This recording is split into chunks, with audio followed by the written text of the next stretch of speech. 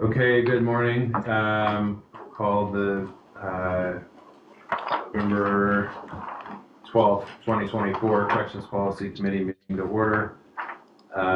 So before we get started, I'll read the administrative announcement. The Corrections Policy Committee, for the Corrections Policy Committee, excuse me, this is a public meeting subject to public meeting law, and it will be digitally recorded. Deliberation of issues will only be conducted by the Corrections Policy Committee members unless permitted by the chair. Remember to always state your name for the record. For cases dealing with denial or revocation, only information contained in the staff report can be considered once the staff report is adopted. Assumptions, outside knowledge, or personal experiences should not be included in any discussion. Individuals who engage in disruptive behavior that impedes official business will be asked to stop being disruptive or leave the meeting. Additional measures may be taken to have disruptive individuals removed if their continued presence poses a safety risk to the room or makes it impossible to continue the meeting. And let's do introductions. Eric, are you going to read? Yes, I was going to Okay. read off the introductions. When I call on you, please state your name and who you're representing for the record. Chair English. Good morning, Matt English, Hood River County Sheriff representing Oregon State Sheriff's Association. Vice Chair Cameron. Jennifer Cameron representing non-management, parole and probation. Member Aldridge. Josh Aldridge, Jackson County Sheriff's Office, representing the Oregon State Sheriff's Association Field Command Council. Member Boren. I'm Mark Warren, representing the public. Member Frasco. Lori Frasco, Department of Corrections and AFSCME. Member Hartford. Mike Hartford, with Marion County Sheriff's Office, representing Oregon Association of Community Corrections Directors. Member Hunter.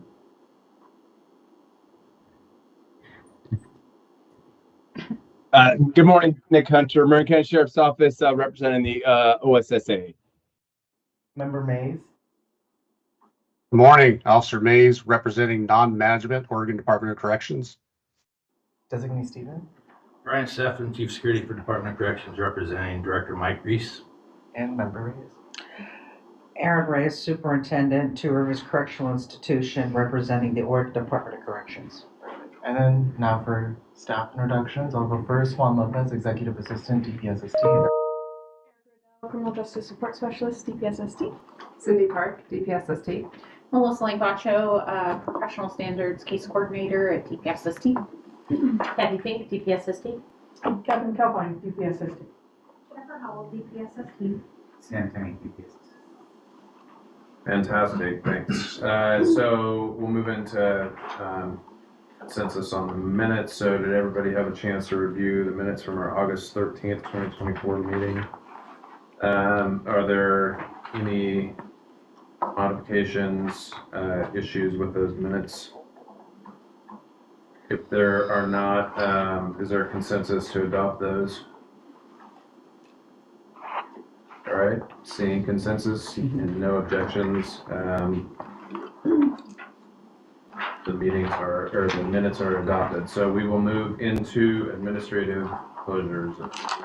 Over to Melissa Langbacho. Thank you, Mr. Chair. Melissa Langbacho for the record. Good morning, Chair and Corrections Policy Committee members. The department conducted professional standards reviews on 7 cases and is recommending administrative closure of the cases. Those cases are on a consent agenda for the committee's consideration. The department is seeking a vote to approve or overturn the recommendations, Mr. Chair. Thank you. Any questions or discussion regarding the administrative closures in our packet? Jennifer Cameron, I do have a conflict of interest with agenda item G, as I was an investigating individual in that case. Okay, thank you.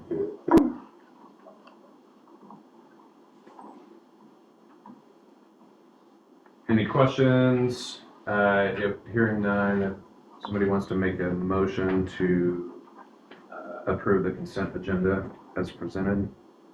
Mark Warren, for the record, I'll make a motion to approve the consent agenda as presented. Brian Steffen, I'll second the motion to approve. Right, we are voting on a motion to approve the administrative closures. Chair English. Aye. Vice Chair Cameron, did you want to vote?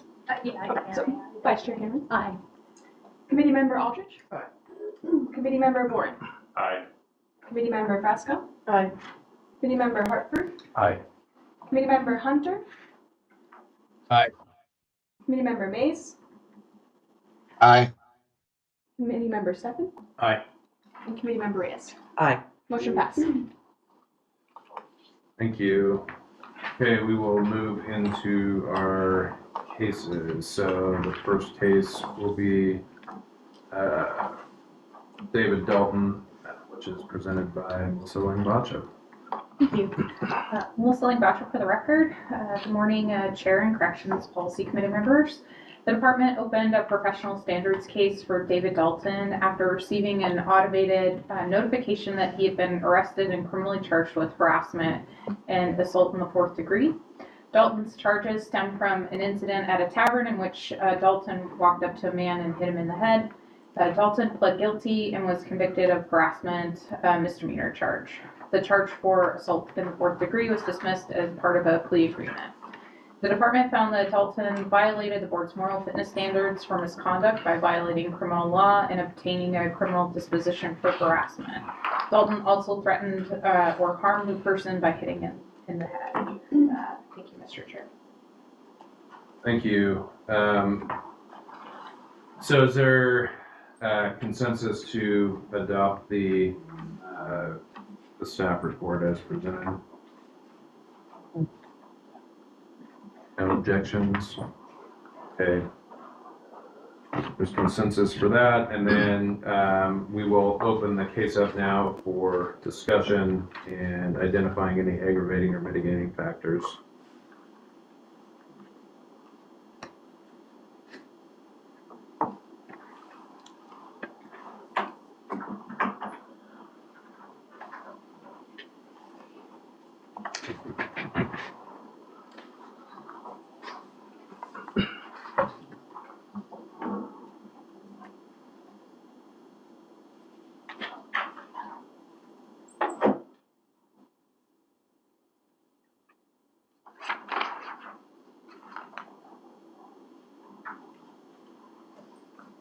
Mr. Chair, Nick Hunter for the record.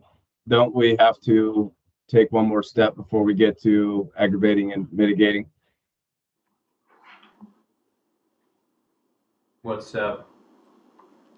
Well, we've adopted it, but then don't we have to move to the next form?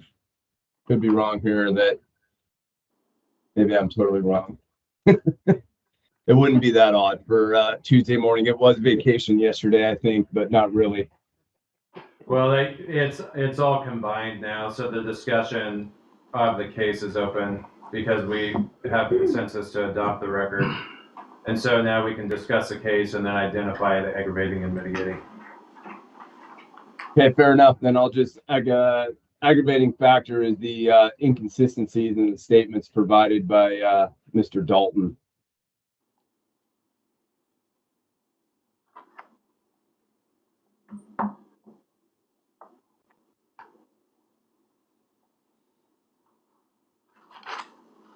Josh Aldrich for the record. Aggravating factor is that the conduct resulted in a criminal violation.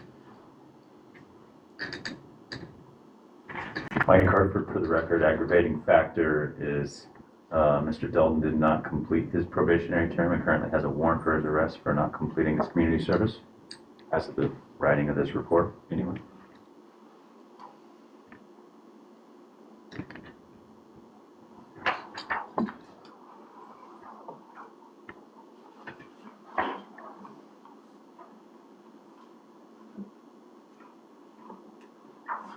Jennifer Cameron, aggravating factors are that the behavior included either threatened or harm another person.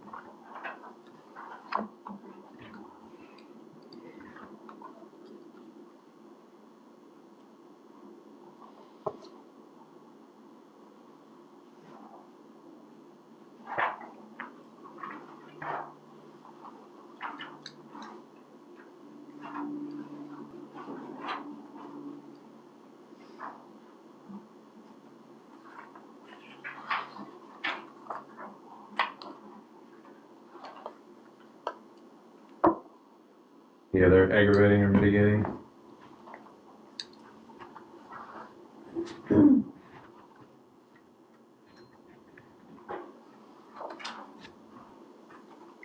Melissa, can you read back what we have so far, please? Yes. Melissa Langbasha for the record. I heard no mitigating factors, but did hear 4 aggravating ones. That he was inconsistent in the statements that he provided to law enforcement. The conduct resulted in a criminal charge. He has not completed the court requirements, and there's a warrant out at the time of the report. His behaviors included threats or harm to another person. Mr. Chair. Thank you. So is there consensus around everything that we've identified thus far? Yes. Yeah. So I'd open a discussion about whether or not there are moral fitness violations in this case. And our options are to affirm the moral fitness violations as identified by staff, to modify or make changes, or to negate or remove all of them.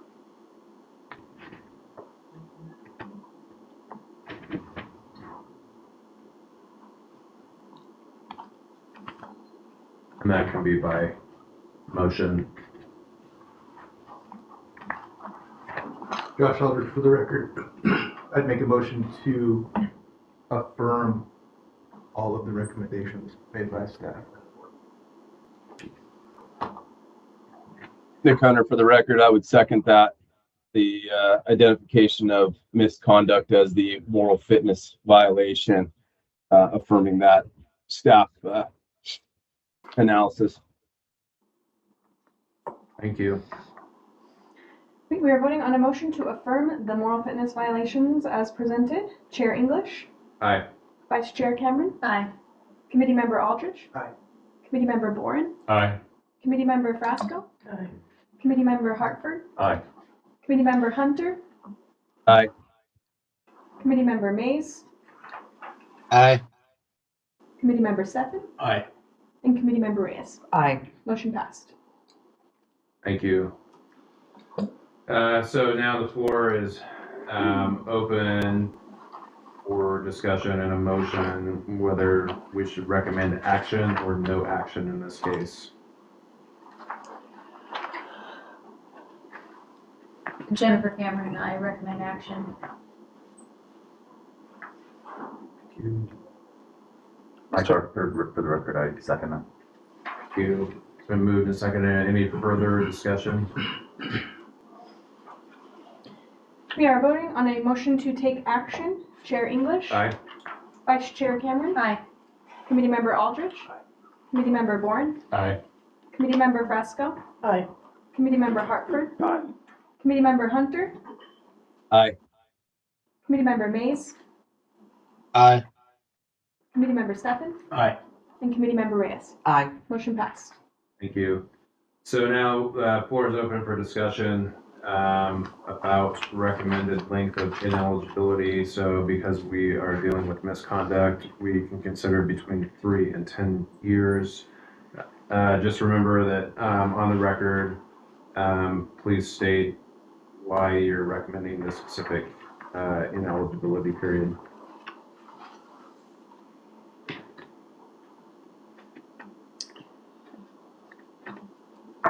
Mr. Chair, Aaron Reyes for the record, so we can determine between 3 to 10 years, is that correct? That's correct. Then I would move for 10 years because of behavior and conduct which is unbecoming of a certified officer and his blatant disregard to follow through with the commitments outlined to him by the Crook County Circuit Court. Thank you. Chair is Brian Stefan, I second that. 10 years for the same reason. All right. Any further discussion? We are voting on a motion for a 10-year ineligibility period. Chair English. Aye. Vice Chair Cameron. Aye. Committee Member Aldrich. Aye. Committee Member Boren. Aye. Committee Member Frasco. Aye. Committee Member Hartford. Aye. Committee Member Hunter. Aye. Committee Member Mays. Aye. Aye. Committeemember Stefan? Aye. And Committeemember Reyes? Aye. Motion passed. Thank you. All right, moving on to our next case, Brian Fonseca, presented by Ms. Ellen. Thank you, Mr. Chair, and Corrections Policy Committee members. Melissa Langbotcher for the record. The department opened a professional standards case for Brian Fonseca to review the circumstances of his termination from the Department of Corrections. Mr. Fonseca's termination was related to an incident with adults in custody where he confiscated tobacco from an adult in custody and placed the tobacco in an unsecured desk drawer. When the tobacco was taken from the desk drawer by an adult in custody, he asked for help locating the tobacco from the other adults in custody. When an AIC came forward, Fonseca attempted to cover up his mistake by authoring a falsified conduct report and instructing the AIC to lie. The department found that Fonseca violated the board's moral fitness standards, finding that he was dishonest when he intentionally omitted information from a report, that he misused his authority by instructing adults in custody to be dishonest, and his mishandling of contraband, falsification of the report, and instructing an adult in custody to be dishonest together threaten the efficient operations of the Department of Corrections. The department is seeking a vote to affirm, modify, or negate the findings, Mr. Chair. Thank you. So is there consensus to adopt the staff report and move forward with this? Yes. Yes. All right, seeing consensus, we will then open the case up for discussion. We can also identify any aggravating or mitigating factors.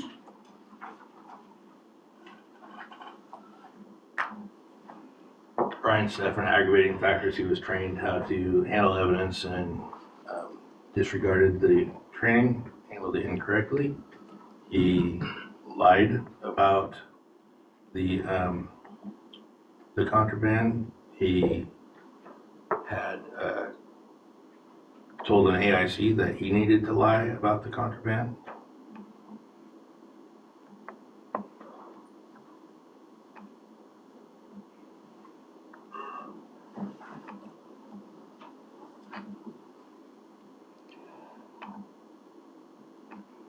Mr. Chair, Aaron Reyes, for the record, an aggravating factor would be the falsification of a written document within the correctional environment compromise the safety and security of the institution.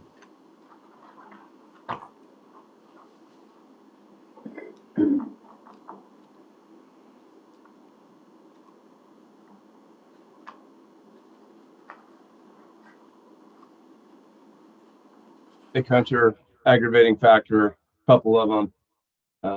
One is the clear lying by omission that was not supported by video evidence. The second one, slipped my mind. Statement made, aggravating factor statement made by Mr. Fonseca that he runs the, I'm gonna not direct quote him here, but he basically runs the unit how he sees fit versus how the policies of DOC are asking him to or requiring him to run that unit. Mr. Chair, Brian Stefan, another aggravating. He looks like he made a deal to offer amnesty to the AICs that brought him back the tobacco which he had lost.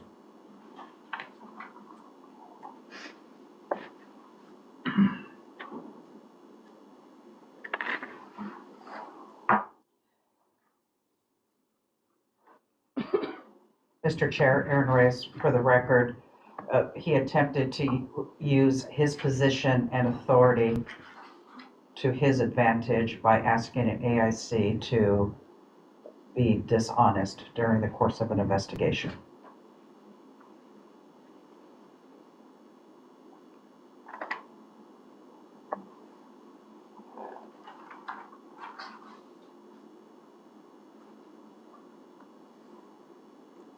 Any other factors?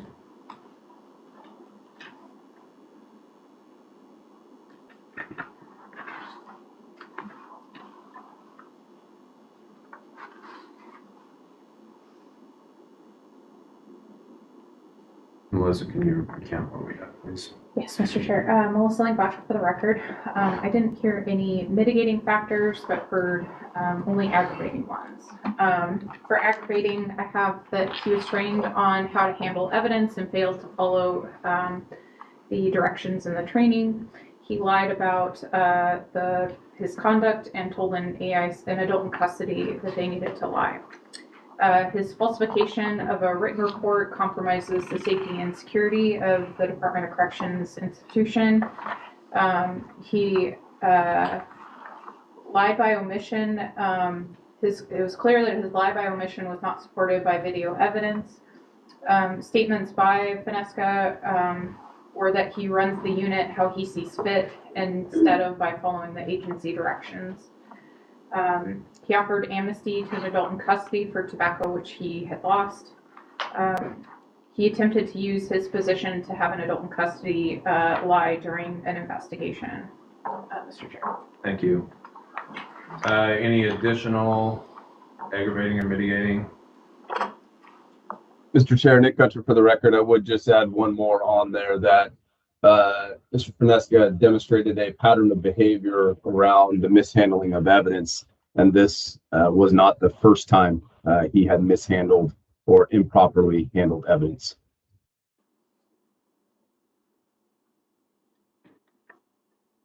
Thank you.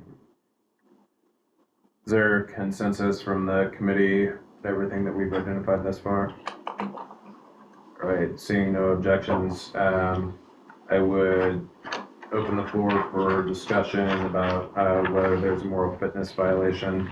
And in this case, DPSST has identified dishonesty, misuse of authority, and misconduct. So we can either affirm, modify, or negate by motion. This is Brian Steffen, Chair. I move to affirm the allegations based on the report and all of the aggravating factors. Thank you. Mark Warren for the record, I'll second. Thank you. Any further discussion? Hearing none, Erica, if you take. We are voting on a motion to affirm the moral fitness violations as presented. Chair English. Aye. Vice Chair Cameron. Aye. Committee Member Aldrich. Aye. Committee Member Boren. Aye. Committee Member Frasco. Aye. Committee Member Hartford. Aye. Committee Member Hunter. Aye. Committee Member Mays. Aye. Committee Member Steffen. Aye. And Committee Member Reyes. Aye. Motion passed. Thank you. The floor is now open to discuss a motion to recommend to the board whether they take action or no action in this case. Chair, this is Brian Steffen. I move that we recommended the board they take action. Josh Aldridge for the record, I second. Thank you. Any further discussion? We are voting on a motion to take action. Chair English. Aye. Vice Chair Cameron. Aye. Committee Member Aldrich. Aye. Committee Member Boren. Aye. Committee Member Frasco. Aye. Committee Member Hartford. Aye. Committee Member Hunter. Aye. Committee Member Mays. Aye. Committee Member Steffen. Aye. And Committee Member Reyes. Aye. Motion passed. Thank you. Right, the floor is open now for discussion and a motion for recommended ineligibility period. So because we're dealing with all three, we can consider between 3 and lifetime due to the dishonesty component.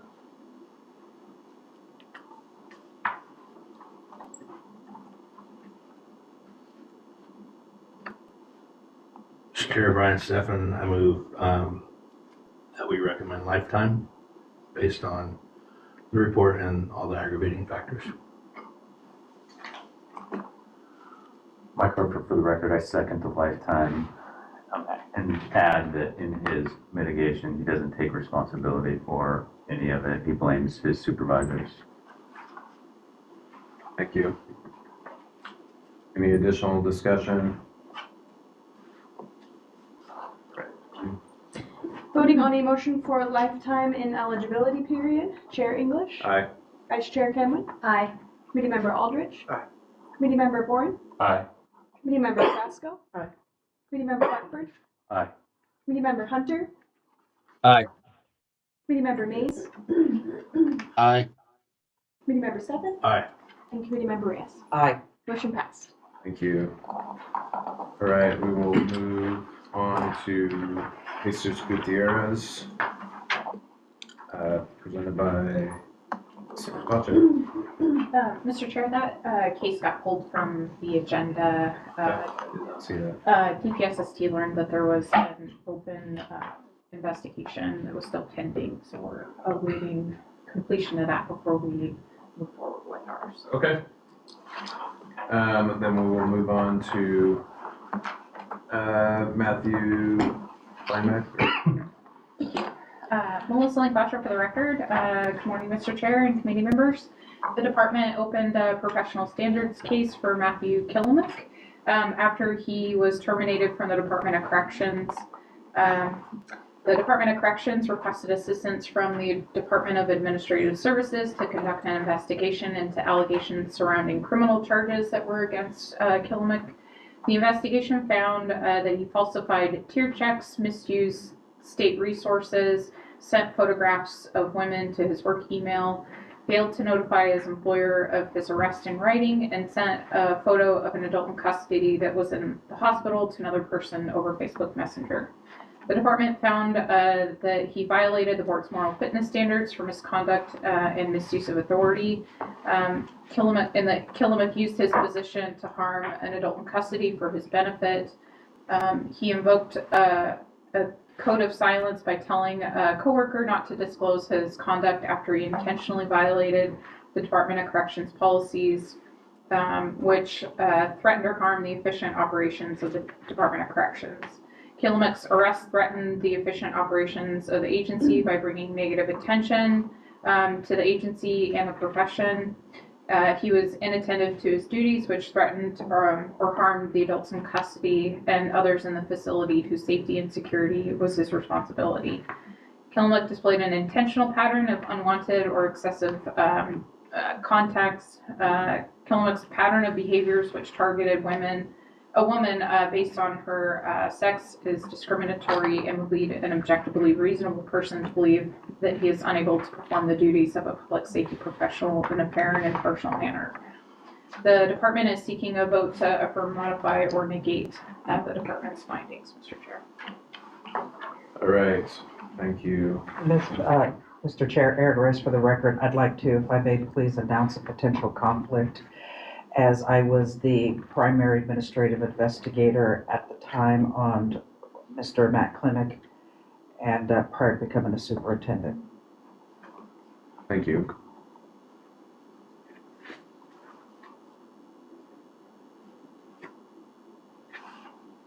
So, is there a consensus to adopt the staff report? Do we have enough information to move forward? All right, hearing no objections, then we will open this case up for discussion and identify any aggravating or mitigating factors.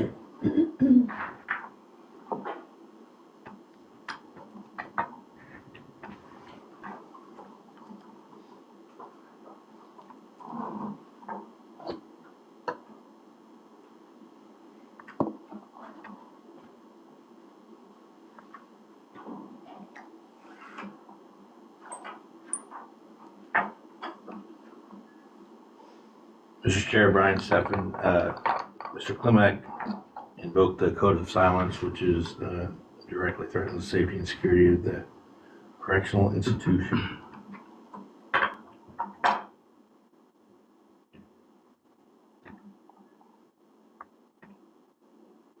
Which was aggravating, sorry. Josh Alders for the record, aggravating circumstance. Mr. Klimek violated an adult in custody's privacy by sharing photographs of them in a hospital bed. Excuse me. Apparently, in his statement.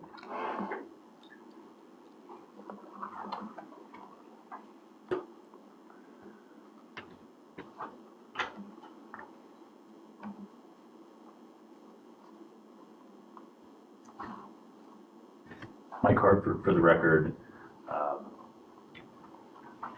The allegation that Mr. Klimek displayed an intentional pattern of unwanted or excessive communication and unwanted conduct seems abnormally light considering the investigation, as well as where he admitted that when the victim asked if, do you know what you did? He said, yes, I forced myself all over you. I touched you inappropriately and kept doing it. I forced myself on you to the point where you broke. It's particularly egregious.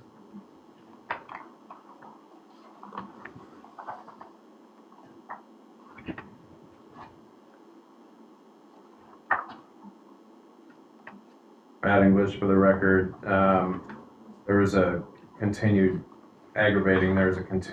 pattern of basically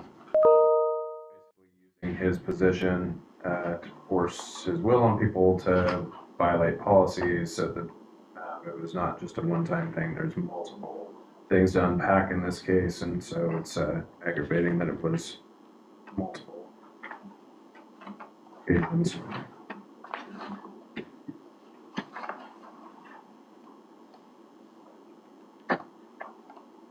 Chair Nick Hunter for the record, aggravating factor or circumstance in this.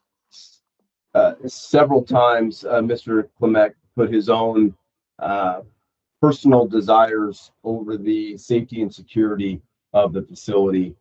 There's use of the Skype system, messages going back and forth while he was supposed to be doing checks. Like I said, I'll use that one as my one specific example, but multiple times you could tell that his personal endeavors trumped significantly what he felt his obligation to the agency was, and specifically affecting the safety and security on multiple occasions. Brian Steffen for the record, another aggravating, his falsification of the cure check log was also in pursuit of the communication, unwanted communication with others, which was just previously mentioned. Jennifer Cameron, aggravating factor is that when you review his written mitigation, he really does not seem to take any acknowledgement for his behaviors and seems to justify his blame on others.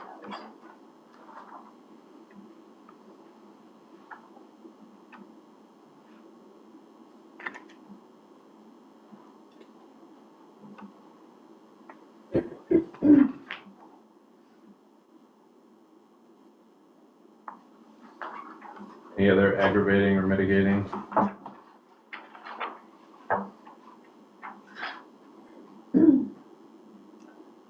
I would say an aggravating, Lori Frosted for the record, an aggravating is he put the public in safety because he was escorting an AIC in public and engaging in unauthorized activity while on duty.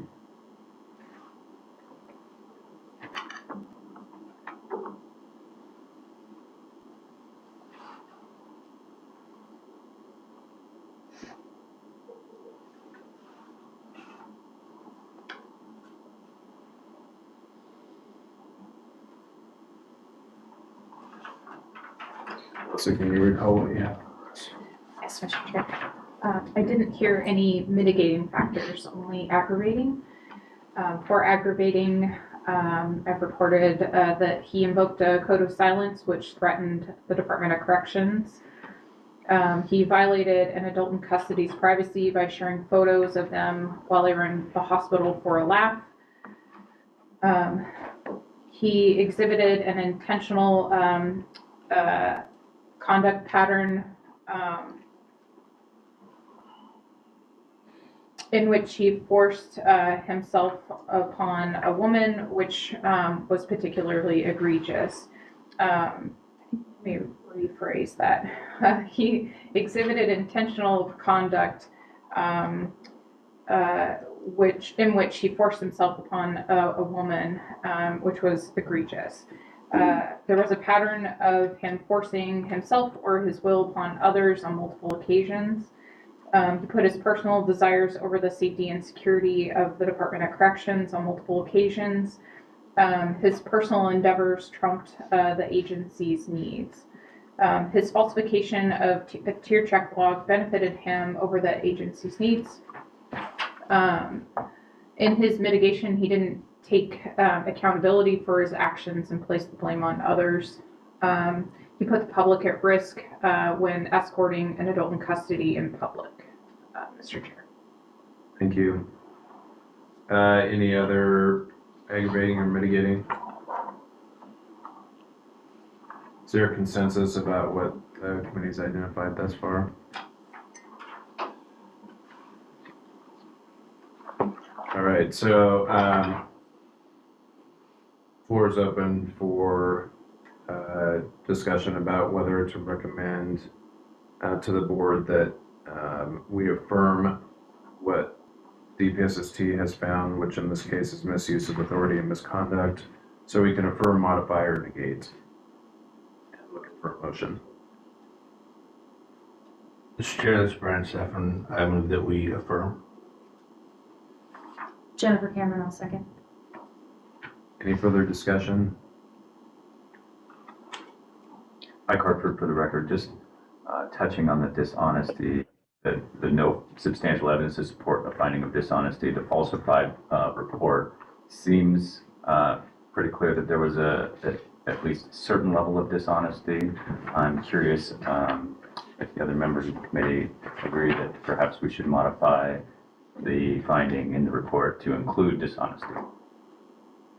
Mr. Chair, Nick Hunter for the record. I was just about to say the same thing. I think the statement where he is sending the text message and opening up that text message by making the statement for her not to share the information, I think there is a level of dishonesty in that statement alone that would satisfy that one being included in the moral fitness violations.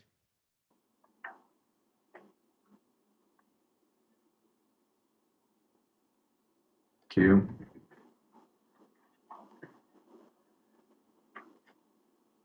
Melissa Lane Bosher, for the record, I think I heard two different dishonesty concerns, correct? That's what I heard. Okay.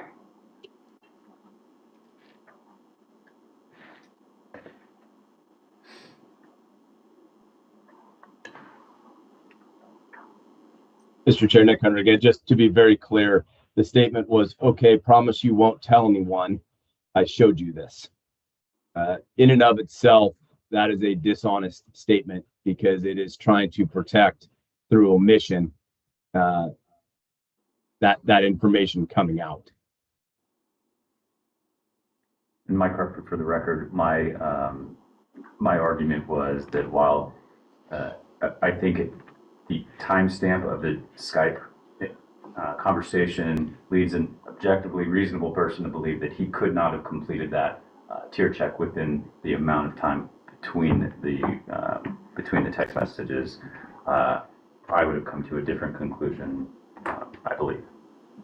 And Matt English, for the record, that actually really stuck out to me as well, because I think there was maybe a 1 or 2 minute max time frame in there. Nick, and I think it would be fair to say that a reasonable person looking at that would assume that that was a falsified record. And if we're looking at our percentages, I think you're 51% that was a falsified record in there based on his conversation on Skype.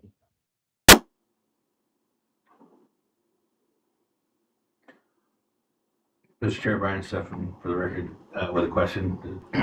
Since it's been moved and seconded, does that mean that we vote, if we think it should change, that we vote a no and then suggest amend instead of affirm? Yeah, because I think because we have a second, we have to do that, and then we can go back. Well, who's seconded? Okay, yeah. Yeah, so yes. Okay, so voting on a motion to affirm the moral fitness violations as presented, Chair English, No. Vice Chair Cameron, No. Committee Member Aldrich, No. Committee Member Boren, No. Committee Member Frasco, No. Committee Member Hartford, No. Committee Member Hunter, No. Committee Member Mays, No. Committee Member Stefan, No. and Committee Member Reyes. No. Motion passed. Or motion failed.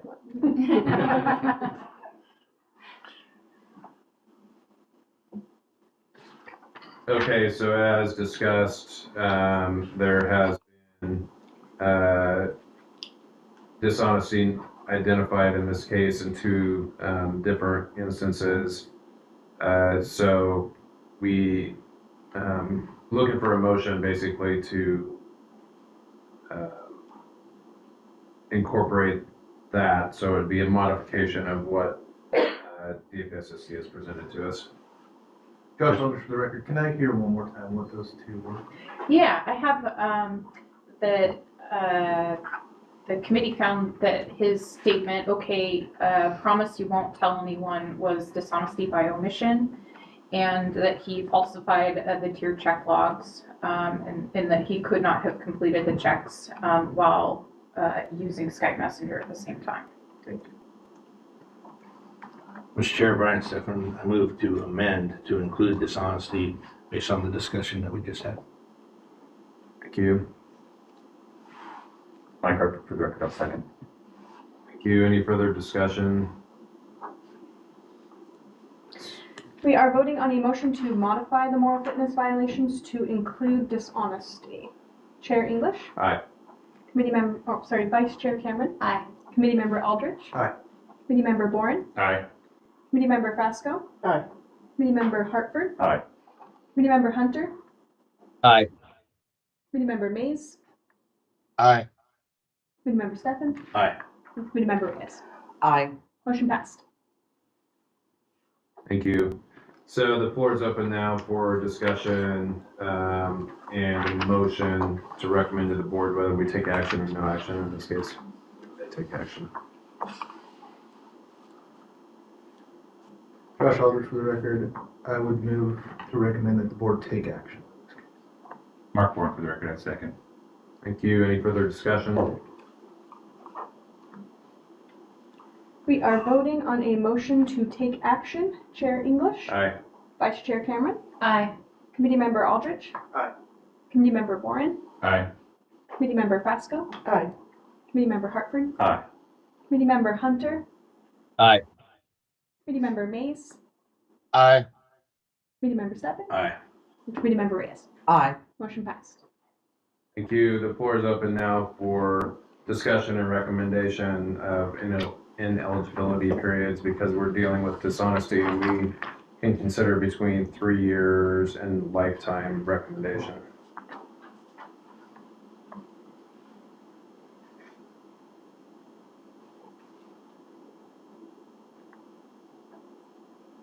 Mr. Chair, Brian Stefan, for the record, I was giving everybody a second because last time I was a little bit quick.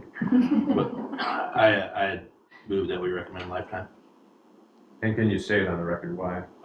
Based on the discussion we had and the report.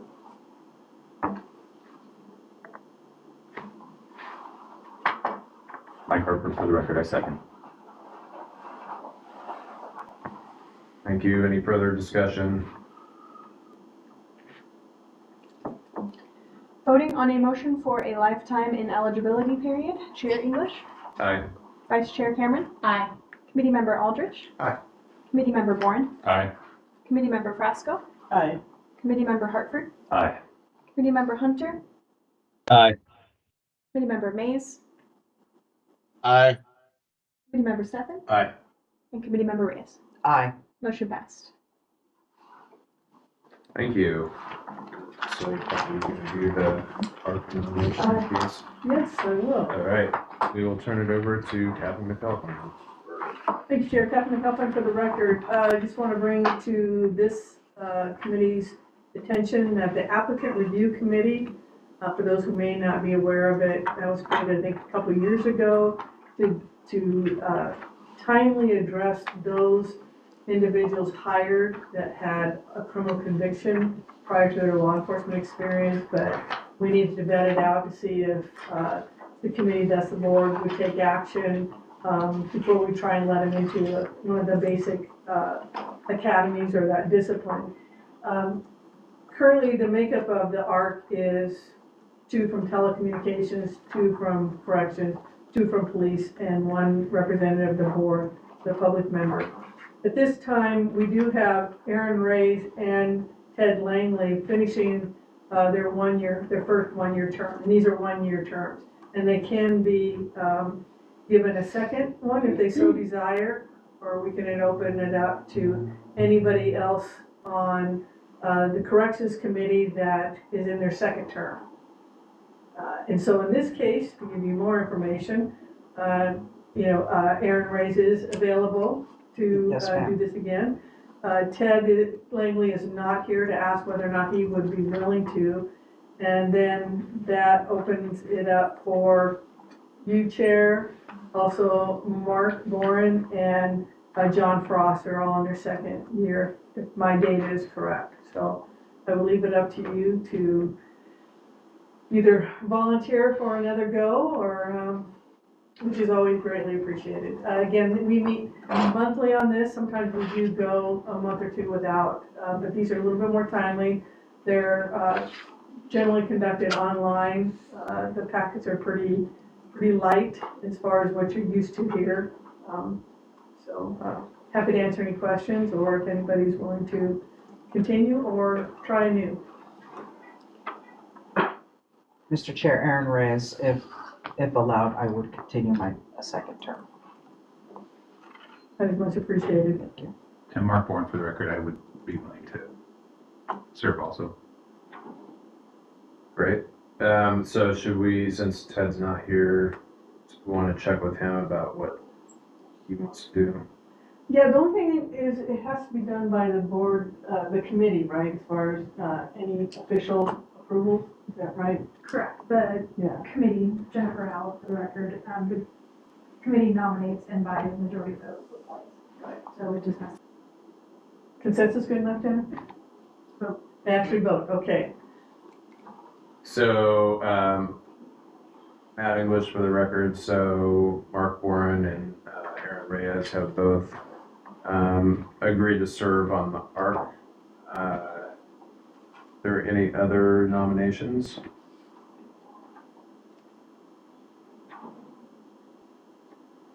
All right, hearing none, I would move to close nominations and look for a motion to approve Aaron Reyes and Mark Warren for the applicant review committee. Mr. Chair, just a quick question to kind of for the record. Were we looking for additional people to be nominated, or are we good with the 2 that were nominated? Not voting on the 2. Does 2 satisfy the need that DPSST has, or was there a need for additional? Sheriff Kathleen Huffman for the record, both positions for the corrections expired this month, and so these 2 would satisfy the positions that we need representation from the Corrections Policy Committee.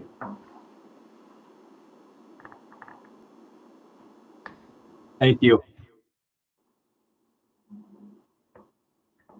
Josh Eldridge for the record, do you need separate motions or one motion for both? I think we do one motion for both. Josh Eldridge for the record, I would make a motion to approve Aaron Reyes and Mark Bourne for appointment to the ARC. Thank you. Matt English, second. All right, we are voting on a motion to nominate both Mark Bourne and Aaron Reyes to the applicant review committee. Chair English? Aye. Vice Chair Cameron? Aye. Committee Member Aldrich? Aye. Committee Member Bourne? Aye. Committee Member Frasco? Aye. Committee Member Hartford? Aye. Committee Member Hunter? Aye. Committee Member Mays? Aye. Committee Member Steffen? Aye. And Committee Member Reyes. Aye. Motion passed. Thank you. Superintendent, thank you for your willingness to serve a second term. My pleasure, Thanks Mr. for Chair. stepping up, appreciate it. Okay, we'll move to agency update. I'm gonna turn it over to Kathy Fink for any updates. Thank you. Kathy Fink for the record. Just wanted to let you know that my team continues to work on outreach to educate in public safety with regard to all the things that they do, which is vast.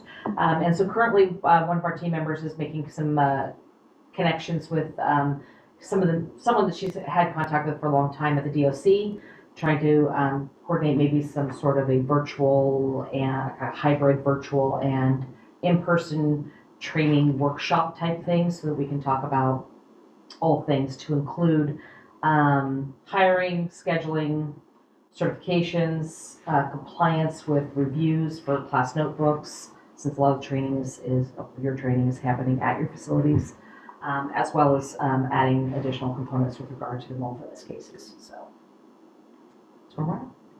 Anything else unless you have questions? And Catherine McAlpine for the record. Other updates is the moral fitness work group continues to meet. We're at the tail end, I'd like to think, maybe 1 or 2 meetings.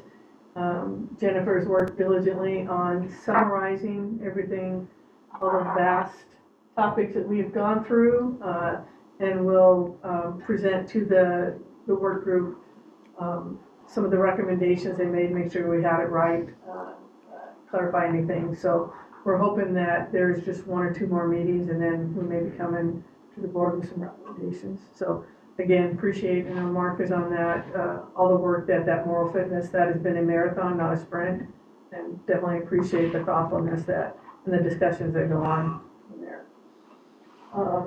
Sam, anything that you think of? No.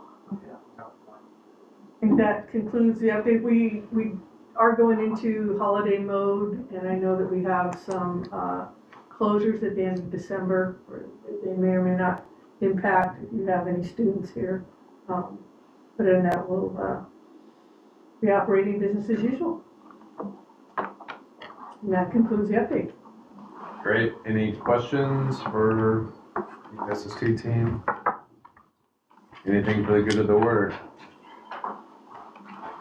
All right, hearing nothing, we are adjourned. Our next meeting, February 11th, 2025, 10 a.m. Thank you. Thank you. Thank you.